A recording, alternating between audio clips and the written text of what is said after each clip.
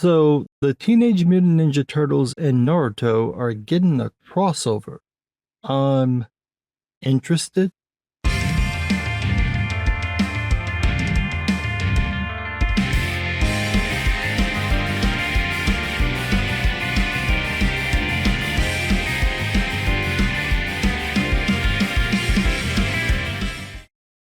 I saw this online yesterday, and now more info about the Naruto Turtles crossovers come out.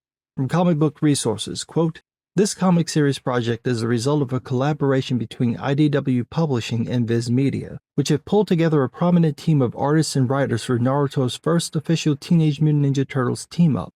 Caleb Gollner, who is known for his work on the official Sonic the Hedgehog comic, is writing the script and scenario. Hendry Presetia, one of the main illustrators on the Mighty Morphin Power Rangers comic series, is in charge of the artwork. In addition to concept illustrations, the publishers have also released non-finalized cover pieces and concept artwork drawn by Presetia and Jorge Jimenez. This is the cover art I saw yesterday. It's done by Jorge Jimenez. It says it's not the final art, however, Jimenez posted a line art version on his Instagram page, so it is legit.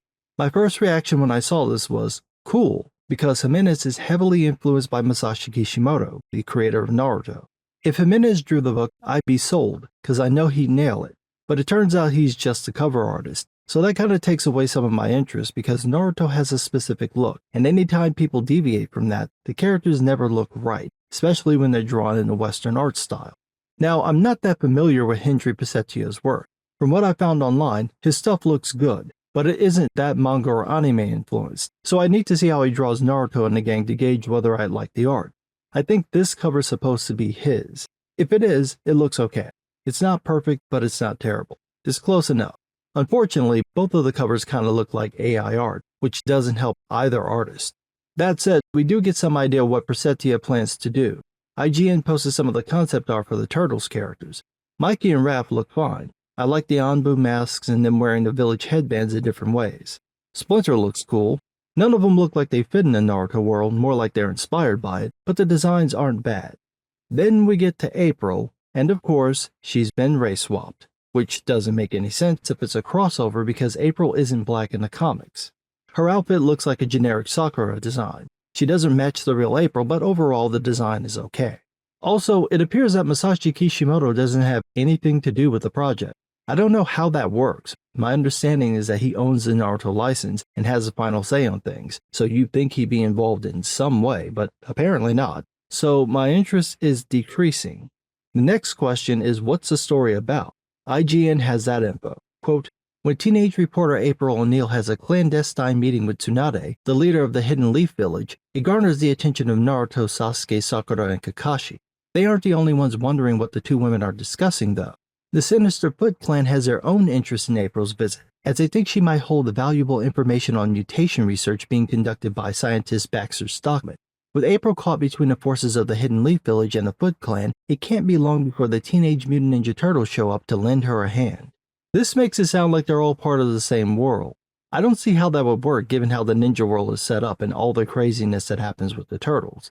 I guess they could tie it in with Orochimaru and his experiments or something similar, but the draw would be the turtles as we know them meeting the Naruto cast, not some version of the turtles born in Naruto's world. It's also weird that they chose to go with the younger versions of the Naruto characters, since they're all teens during Shippuden, and that would make for a better crossover with the turtles since they're teenagers too. But I'm guessing that's because they wanted to use Sasuke in the group, and he's not with Team 7 during that story arc. So I'm still mildly interested, but still disappointed that it's not being drawn by Jimenez and that Kishimoto isn't involved.